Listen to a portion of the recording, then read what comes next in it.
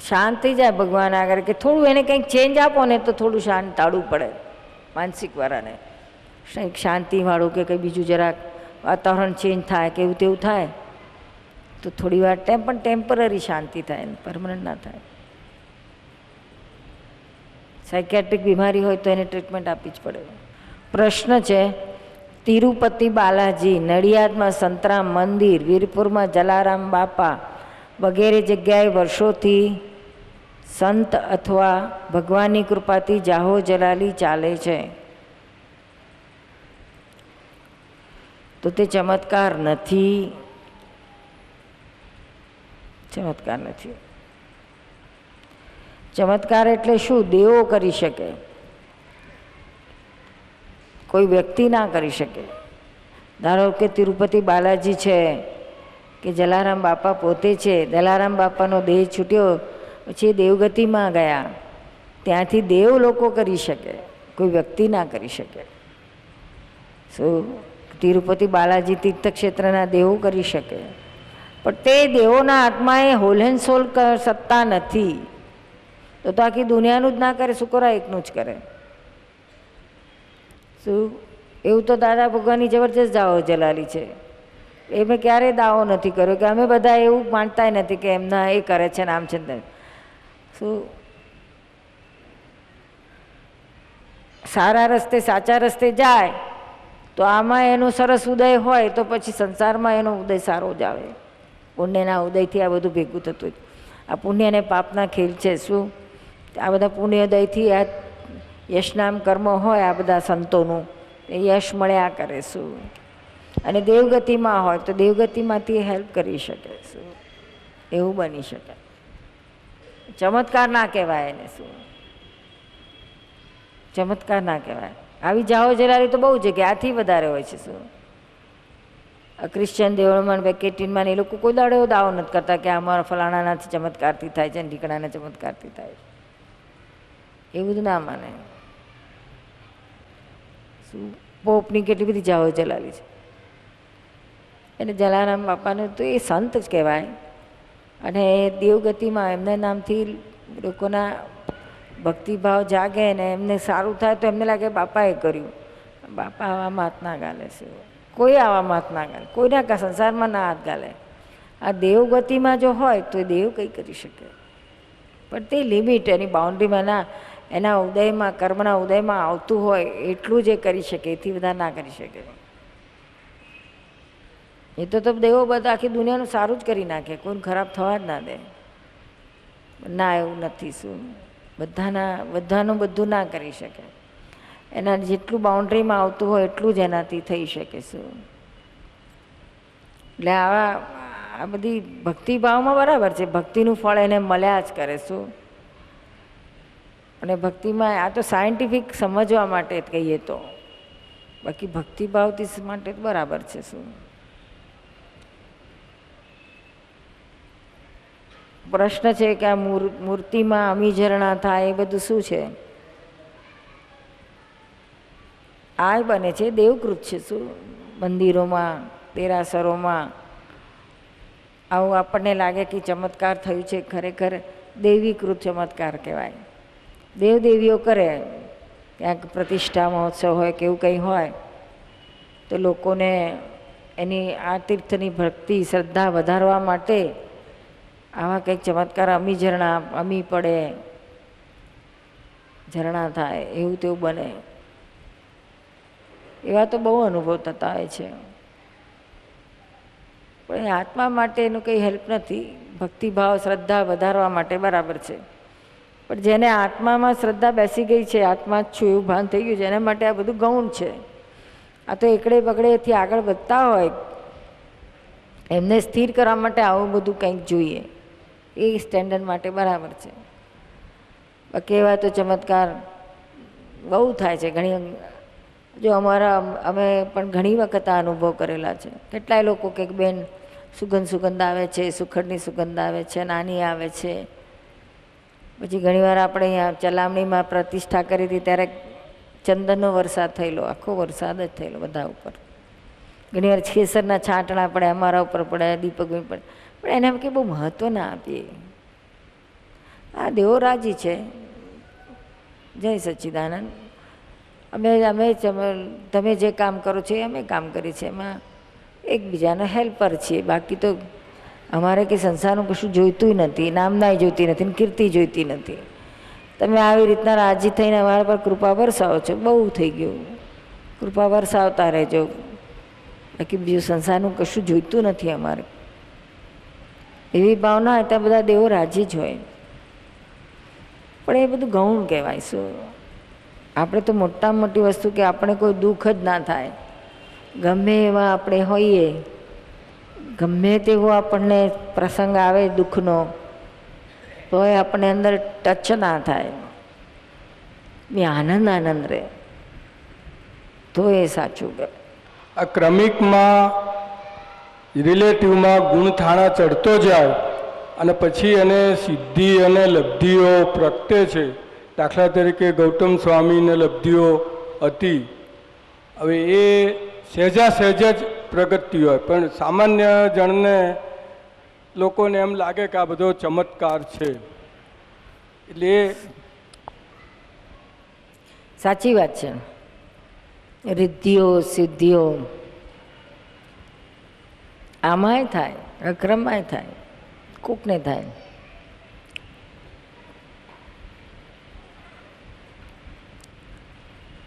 હવે એ કેવું છે ક્રમિકમાં, એમાં ખાસ કરીને યોગ માર્ગમાં બહુ થતી હોય છે, રિદ્ધિઓ સિદ્ધિઓ ઉત્પન્ન થતી હોય છે. અને જબરજસ્ત જાહો ચલાલી ચમત્કારિક વ્યક્તિ તરીકે જ એ લોકો એને પૂજે, એને એટલું બધું એની ઇમ્પેક્ટ બસે. પણ જે સાચા મોક્ષાર્થી હોય, મુમુક્ષુ હોય, જેને ગમે તે યોગથી કે ભક્તિથી કે જ્ઞાનથી કે ગમે તે માર્ગે એને એનું લક્ષ્ય મારે આત્મા પ્રાપ્ત કરીને મોક્ષે જ જવું છે, આત્મા જ્ઞાનમાં જ રહેવું છે, મારે છેલ્લા પગથિયા કૈવલ્ય જ્ઞાન કે કેવળ જ્ઞાન સુધી મારે પહોંચવું છે. એ આ બધા વચ્ચેના આ બધા રિદ્ધિ સિદ્ધિના સ્ટેશનોને અડવા ના દે, એ એને સાઈડ પર કરી દે, એને જરાય મહત્ત્વ ના આપે અને પોતાની સાધનાનો પ્રોગ્રેસ ચાલુ જ રાખે. નહીં તો આ રિદ્ધિ સિદ્ધિ એમાં અટવાઈ જાય, કારણ કે લોકો તો વાહ વાહ કરવાના જ છે નામના માટે. શું મહી અડવા ના દે તો એની પ્રગતિ થાય.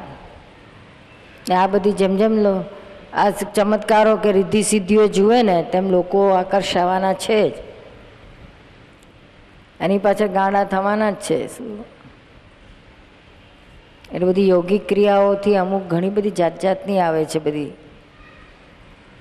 સિદ્ધિઓ, ઘણી બધી શક્તિઓ વિદ્યાઓ ઘણું બધી અચીવ થઈ શકે એમ છે.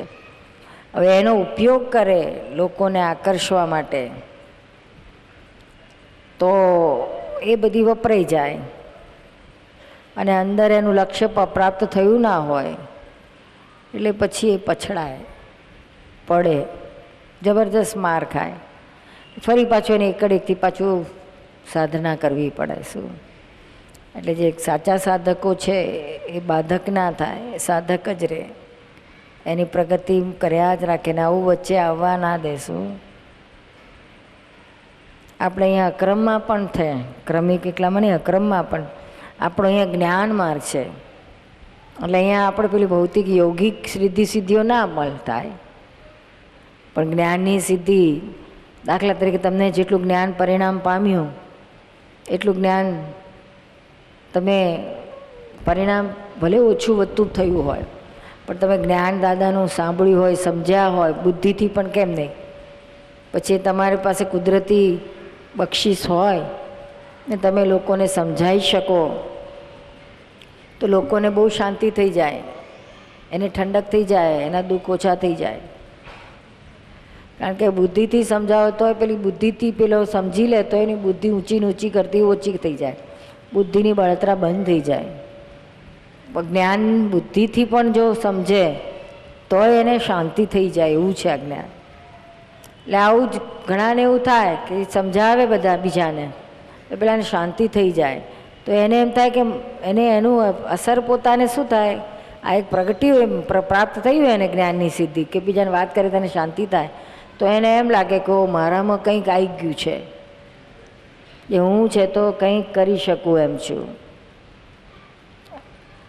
મારામાં કંઈક હું જ્ઞાની થઈ ગયો છું, હવે મારામાં પ્રગટ થઈ, હવે તો બધા મહાત્માઓ એવા બધા પાકા થઈ ગયા છે કે મને કંઈક જ્ઞાન આવ્યું છે એવું કે મને સમજાયું છે એવું નથી કહેતા, પણ હવે જે એવી સ્ટેજ પર આવી ગયો તો એમ જ કહે કે મેં દાદા ભગવાન પ્રગટ થઈ ગયા છે, હવે હું જ દાદા ભગવાન છું, આ દાદા ભગવાન બાજુએ પણ મને જ પ્રગટ થઈ ગયું છું, હું જ ભગવાન છું, હું જ દાદો છું કે છે.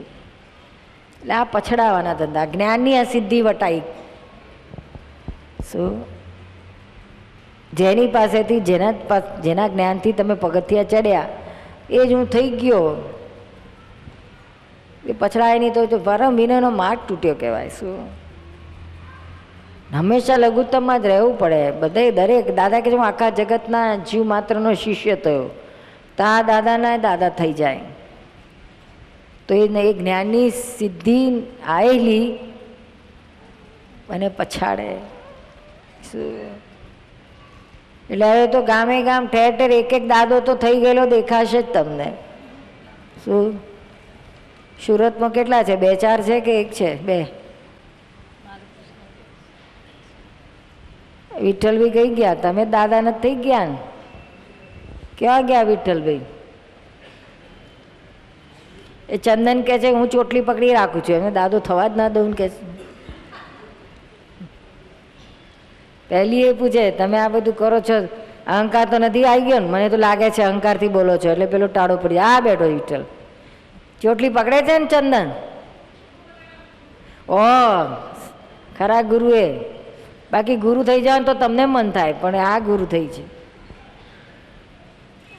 બરાબર છે, ચોખ્ખી છે ને એટલે ચા ગુરુ થવાય, નહીં તો એ એના પેંગડામાં બેસી જાય તો બે આ તને ગુરુ બનાવીને પોતે ગોરાણી થાય. પણ એ ચોખ્ખી છે, આમાં પડે એવી નથી, આને ચોખ્ખા રાખે એવી છે. એટલે અમે એલાવ કરું છે કે આને ગુરુ તરીકે રાખજે, એ કે એવું માનજે, નહીં તો વિઠ્ઠલ દાદા ભગવાન થઈ જાય.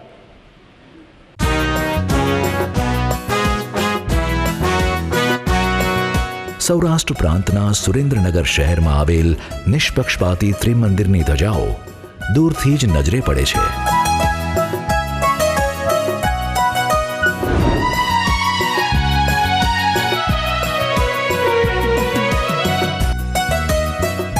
અહીં આબાલ વૃદ્ધ સૌ કોઈ માટે જરૂરી એવી બધી જ સુવિધાઓ સભર આ ત્રિમંદિરમાં દર્શનાર્થીઓ દર્શન કરી એક પાવન પર્યટક સ્થળની મુલાકાત લીધાનો આનંદ માણે છે.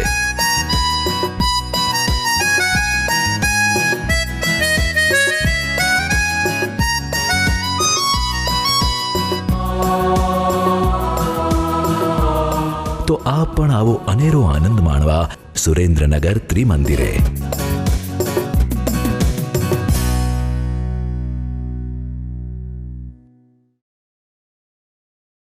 સાંભળ વાત કરું એક ડાપણની, ચાલને દોસ્તી કરી લઈએ દર્પણની, પછી ફરિયાદ નહીં રહેશે કોઈ પણની. ચાલ લઈએ એકાદ સેલ્ફી સમજણની, ચાલ લઈએ એકાદ સેલ્ફી સમજણની, સેલ્ફી સમજણની, સેલ્ફી સમજણની, selfie સમજણની.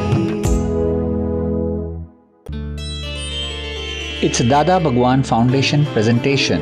Trimandir Sankul, Adalaj, District Gandhinagar, Gujarat. Phone 9327 010101.